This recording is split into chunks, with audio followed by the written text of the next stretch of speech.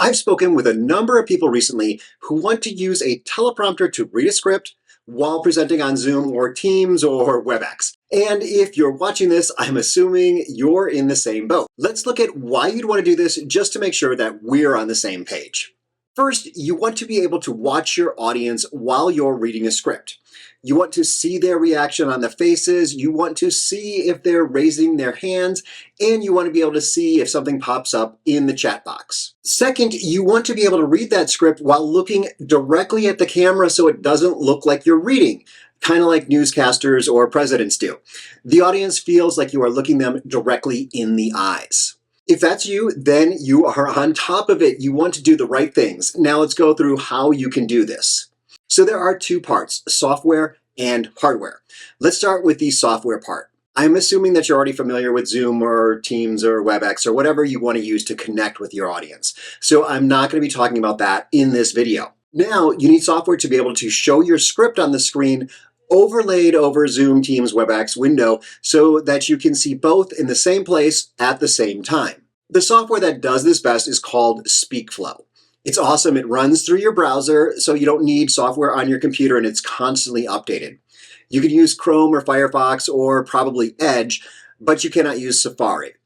I like Chrome, so I'll demonstrate on Chrome. They have paid and free versions. To use the overlay feature, you need the Pro version, which costs about $15 a month. I've got a link below, and using that link supports my YouTube habit. And by the way, I only promote products that I really, really love, and this is one of those. So let's show you how it works. So we're going to start out on SpeakFlow.com, and you'll get logged into your account. And you'll see all of the different scripts that you've written. If you have the Pro account, you can have multiple scripts. And I'm just going to choose the script that I've been using for this video. And here I like to do a couple things. I'll go through SpeakFlow really quickly so you can have it adjust across how much of the screen the script is going across. I like to do it with a small amount of the screen just so that your eyes aren't moving back and forth too much. So that's about right. You can also change the size of the text so that it's something comfortable for you to read so you're not squinting, but there's enough text on the screen for you to read as you go. So it's not just one word per line. So find something. For me, it seems like about 50 is a good number. To scroll the text, there are a couple of different options. So that's here. If you click on this, you can see the options are flow, which is the one I like. I'll demonstrate that in a second. It follows your voice. There's auto, which you can choose a speed of how fast you want the text to scroll, or you can choose manual, where you can scroll the text up and down with your mouse or with a foot pedal or something like that. But as I mentioned, I like flow. I'll show you how that works in a second. So before you can click the overlay button to add in Zoom, we have to start the Zoom call. So let me go into Zoom here. And I'm going to start a new meeting. And you need to start the meeting before you can tell SpeakFlow to put it in the background of your text. Otherwise, you'll just be sharing the meeting, that window that tells you to start a meeting. So we've got the meeting started here. Now you can imagine that there's a whole bunch of people on the screen now. You can also turn on like the chat and whatnot so you can see that. So have that all set up and then go back to Chrome. I like to use Command and Tab on a Mac. I think it's Control Tab on a PC to switch back and forth. So switch over. And then go down and click the overlay button, and you can choose window and then find the Zoom meeting. So not the one that has the icons to start the meeting, but the actual meeting. So click share. And now this is the actual Zoom meeting, but if you do a Command Tab again, you'll see that in this SpeakFlow window, the Zoom window is now behind the text that's on your screen. So you can watch all those people. Once again, imagine they're back there. You can see the chat while you're speaking and reading your script. So let's go ahead and start that script. Now, I also like to change the size of this window because right now the top line is where I'll be speaking, or I'll follow the top line of text here, and that's not directly in front of the camera. So we've got to shrink this down a little bit. So I'm going to grab the edge here, shrink it down a little so that it's now in front of the camera. Okay, great. So now I will push the start button in the lower left. It's going to access my microphone and listen to me. So I'm going to start reading the script. I've spoken with a number of people recently who want to use a teleprompter to read a script while presenting on Zoom or Teams or Webex. And if you're watching this, I assume you're in the same boat.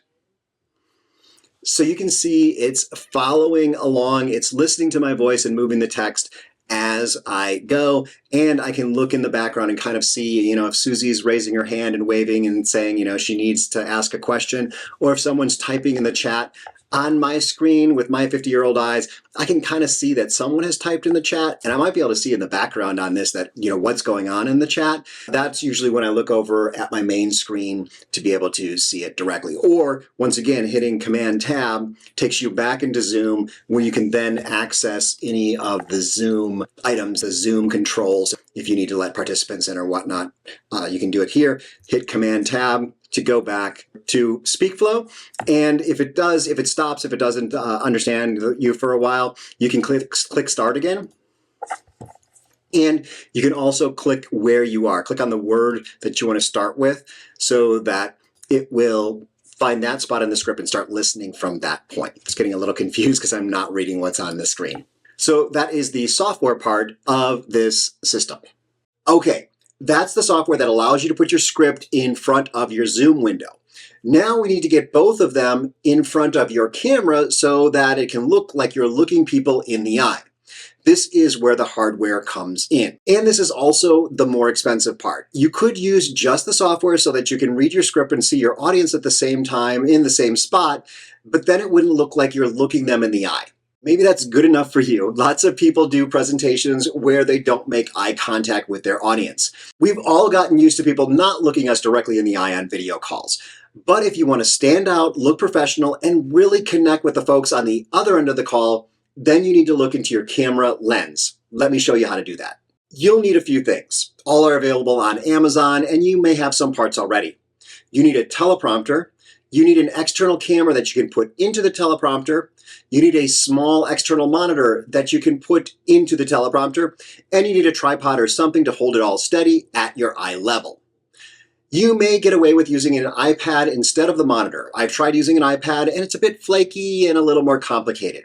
In this video, I'm sharing the surefire foolproof system. If you want to save a few bucks, there are other videos on YouTube to help you use an iPad as an external monitor. Check those out. Now, I have this setup permanently mounted on my desk. I use it every day. Once you have it set up, you're going to love it. I mostly use it for regular Zoom calls without a script. It creates that eye contact that I mentioned earlier. I never do a Zoom call on my regular monitor anymore. Your clients will notice the difference. People really like it when others look them in the eye when speaking to them. As I mentioned, we've all gotten used to people not making eye contact, so when someone actually does it, it feels special. The magic of a teleprompter is in the one-way mirror. It's mounted at a 45-degree angle.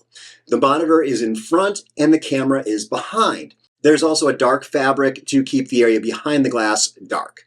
Otherwise, it's just a bunch of plastic and metal to hold all the parts in place. I like the TMP 500 from Glide Gear. In front, there's a spot to hold the monitor. I like the Lilliput 1016. This is a simple monitor that allows you to reverse the image. You need to do that so that when you look into the one-way mirror, the image is flipped back to normal. Behind the glass, you need an external webcam. I prefer either the Logitech C920 or the Logitech Brio, depending on your budget. I'm using the C920 right now. Then you need something to hold it all in place at eye level. I suggest a desktop tripod from Vanguard. I have this set up on my desk here, but it's a bit complicated to set up. Before I had this, I had a Tupperware tub.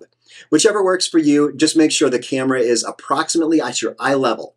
None of us look good when the camera is looking up from down below. The Glide Gear teleprompter will cost you about $250. There are other options that might save you a few dollars, but I like how flexible this one is. The Lilliput monitor will cost about $240, and the webcam will cost $70 or $140, depending on the model you choose. You'll also need an HDMI cable for about $10.